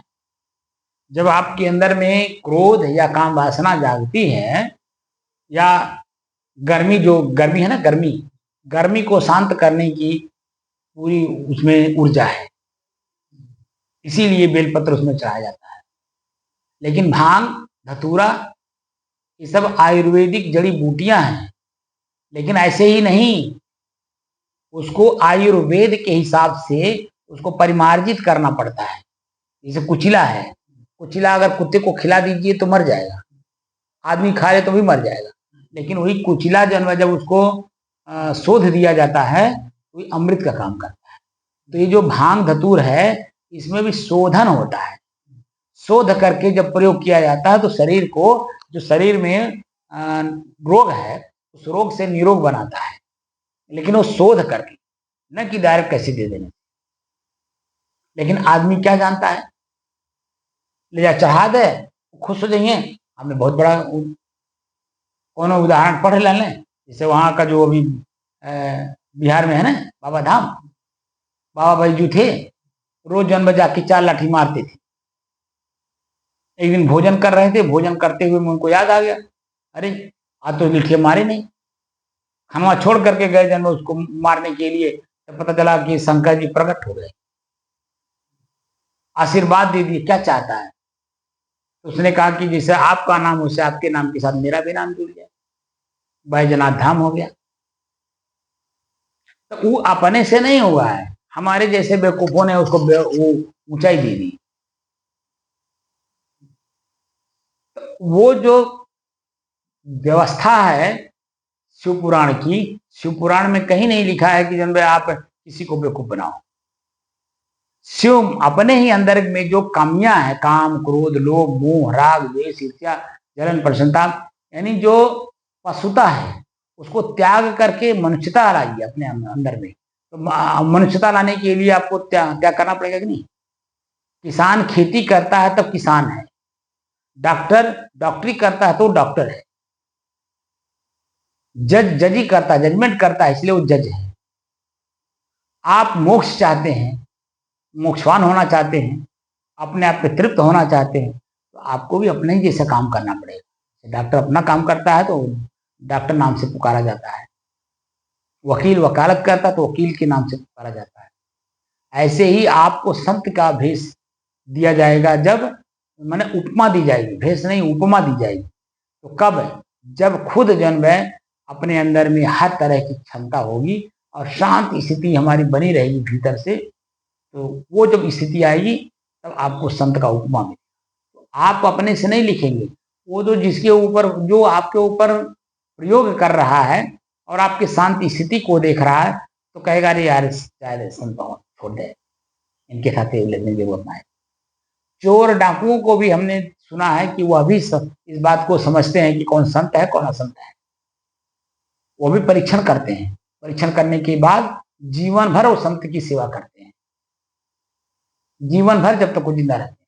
भले वो अपने आप में दुष्ट हैं लेकिन उनको पता है कि कौन संत है। तो संत की उपमा संत लोग अपने से नहीं लिखे, ये दुष्ट लोग जब उनके ऊपर दुष्टता का प्रयोग किए और वो अपने स्थिति में एकदम बिल्कुल स्थितवान रहे, उन्होंने एक शब्द भी अपशब्द नहीं बोला ना प्रयोग किया, तब जाकर के वही प्रयोग करने वाला उनको संत का उपमा दिया। बात समझ रहे? इसीलिए भीतर से जरा चेतना रखिए, चेतना का मतलब डर रखिए कि मैं कुछ काम करने के लिए बैठा हूं, सोने के लिए नहीं। तो काम क्या है आपका? मोक्ष। आपका लक्ष्य है मोक्ष। मोक्ष आपको कैसे पता चला मैं मोक्ष में हूं? क्या आपको पता है मैं मोक्ष में हूं? आप बताइए, बता पाएंगे? तो फिर आखिर क्यों यहाँ आ रहे हैं? पहुंचने के लिए। तो विद्यार्थी विद्यालय में क्यों जा रहा है? आखिर वो मास्टर बना नहीं है, लेकिन मास्टर बनने के लिए तो जा रहा है।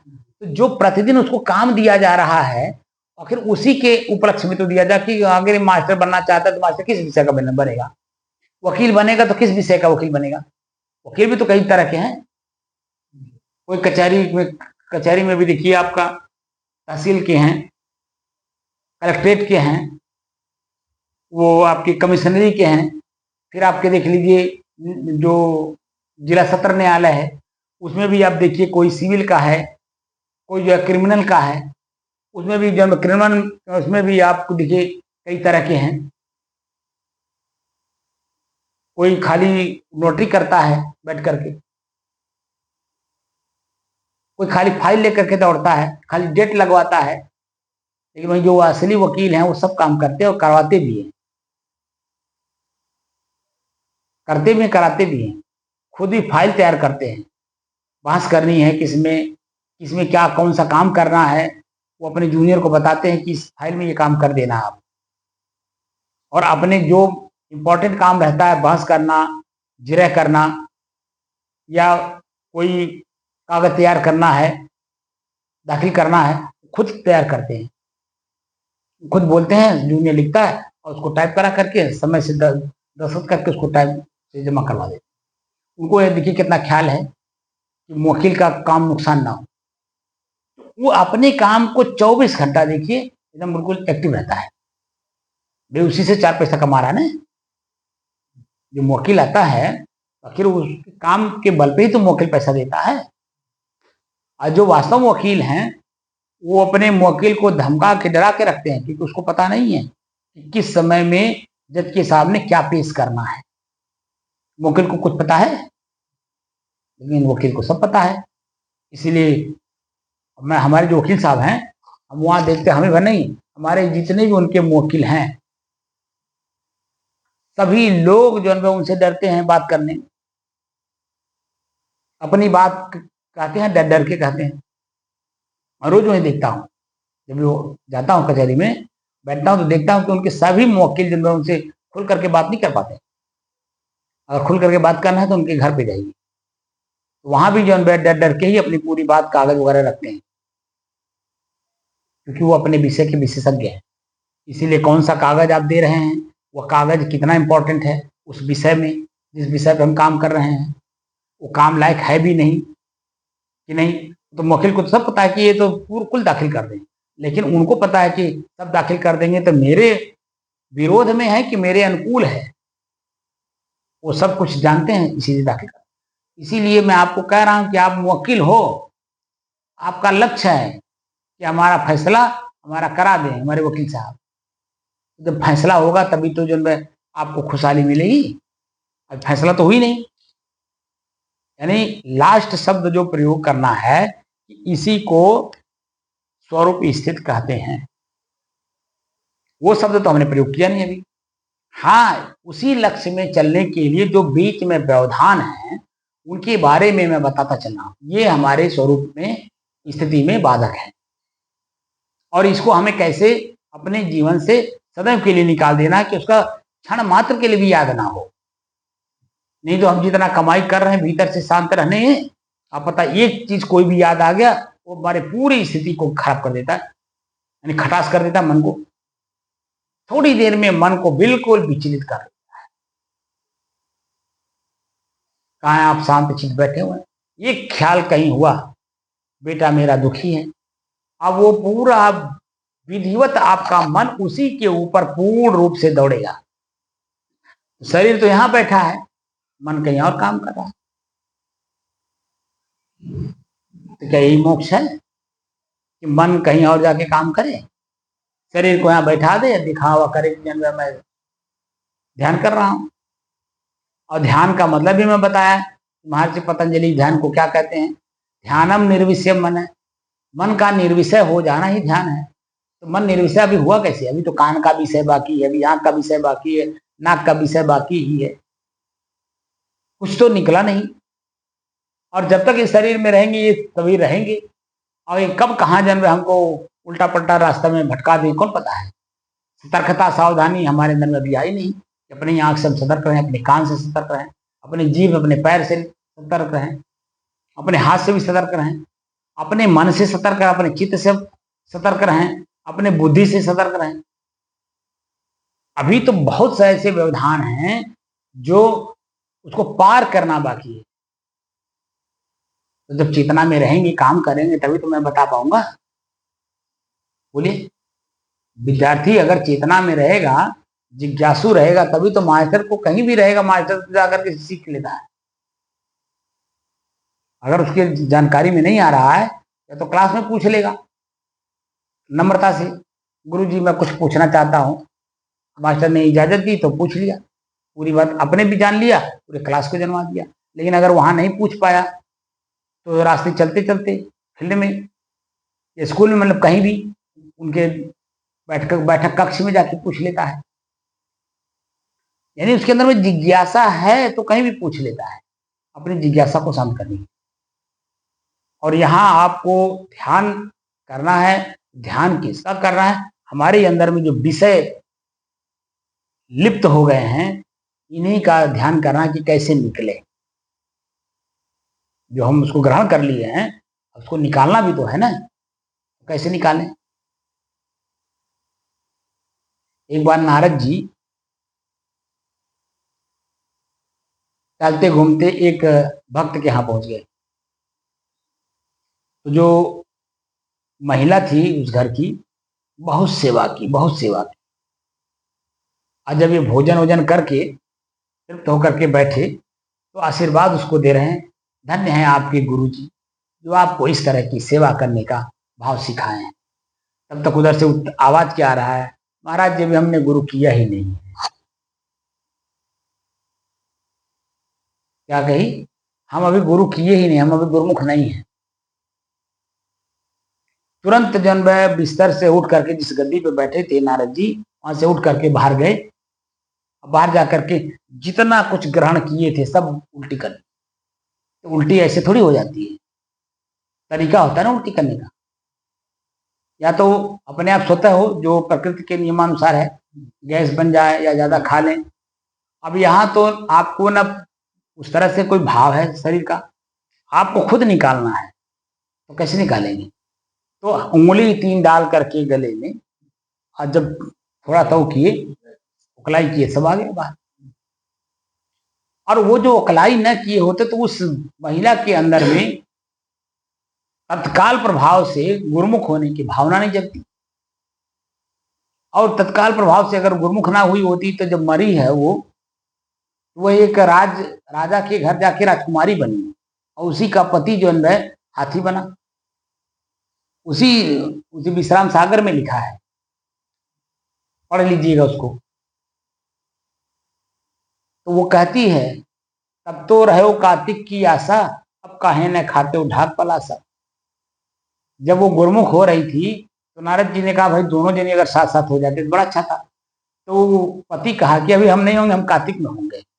और वो महिला तुरंत हो गई, और उसको मनुष्य शरीर मिला, और वो जो पति था उसको पशु योनि में चला गया, हाथी बन गया।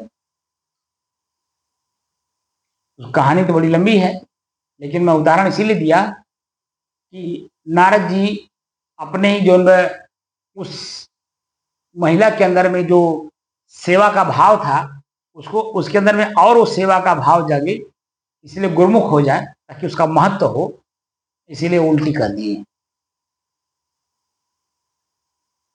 ताकि वो देखे, और देख करके उसके अंदर में जिज्ञासा जागे, गुरुमुख हो जाए, वो समाज का और सेवा करे, अपना कल्याण कर ले। वो अपना कल्याण की, उसको मनुष्य शरीर मिला।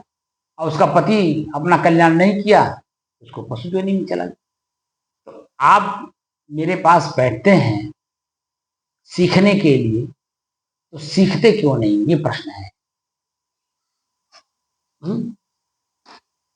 अब जब मैं बोल के बंद होता हूं तब आप कहते हैं कि मैं क्या करूं, आदत से मजबूर हूं। तो आदत को सुधारेंगे नहीं, आप बताइए, तो आपकी आदत कौन दूसरा कोई सुधारेगा? और आप ही मुक्त मुक्त होना चाहते हैं, तो आदत को लत कहते हैं ना, कहते हैं। और लत जो है वही हमारी वासना है, और वासना से ही हमें मुक्त होना है। तो काम कैसे करेंगे आप बताइए? वासना मुक्त कैसे होंगे? काम करेंगे तब तो। भूख लगा है, भोजन करना है, भाई कुछ तो उद्यम करना पड़ेगा। अगर बेईमानी करेंगे तो चोरी डकैती बेईमानी सब काम करेंगे। अगर ईमानदारी करेंगे तो सहनशील बनेंगे, खुद अपने हाथ से उपार्जन करेंगे, अपने शरीर के सभी अंगों का प्रयोग करेंगे, सही तरीके से उसका उपार्जन करेंगे, उपार्जन करके शरीर को देंगे। क्योंकि यही शरीर सुखदायक भी है, यही शरीर कष्टदायक भी है। किसको कष्ट देता है और किसको सुख देता है? दोनों का उपभोक्ता ही तो मैं हूं, है? तो मैं जिसको बल दूंगा, ताकत दूंगा, जिधर मैं मुड़ूंगा वही तो जन्म है। अब बताइए, तो आप जो है मुक्त होना चाहते हैं सभी चीजों से, तो काम नहीं करेंगे तो कैसे होगा आप बताइए? मैं आपसे पूछ रहा हूं। मैं रोज आपको चेतना मिलाने की बात करता हूं, जैसे चुप होता हूं वैसे आप झूमने लगते हैं। अभी मैं चुप हो जाऊं, अभी 10 मिनट अभी बैठ जाऊं, अभी देखिए आपका फेस घूमने लगता है। डर है नहीं, डर पैदा करिए अपने अंदर। उम्र मैं नहीं देख रहा हूं, मैं जिज्ञासा देख रहा हूं। मुझे उम्र से कोई फर्क नहीं पड़ता है, जिज्ञासा किसके अंदर में है। अगर जिज्ञासा है तो डर रहेगा, निश्चित है। और अगर जिज्ञासा नहीं है तो निडर हो गए। तो खाली यहाँ बैठने मात्र से क्या होगा आप बताओ? काम तो आपको चाहना तो है मोक्ष हो जाए, तो बैठने से हो जाएगा? काम करने से होगा? तब थोड़ा डर रखिए। सब डर डर रखते हैं, सब डर रखते हैं।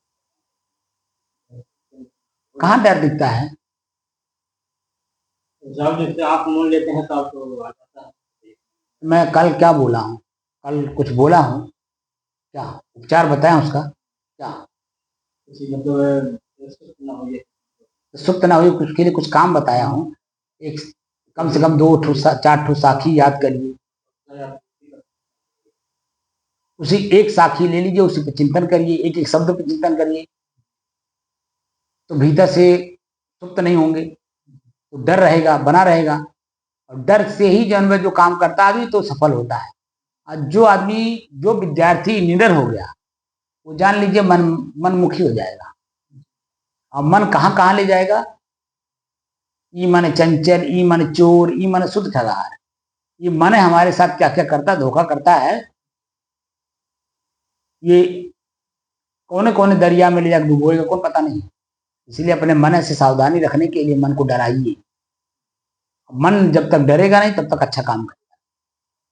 बस समझे? इसीलिए थोड़ी सावधानी बरतिए ताकि जो है चेतना रहे। और चेतना का मतलब भीतर से डर होना चाहिए। मैं कुछ काम करने के लिए बैठा हूँ, उस काम की सफलता तभी है जब हमें कुछ मिलता है।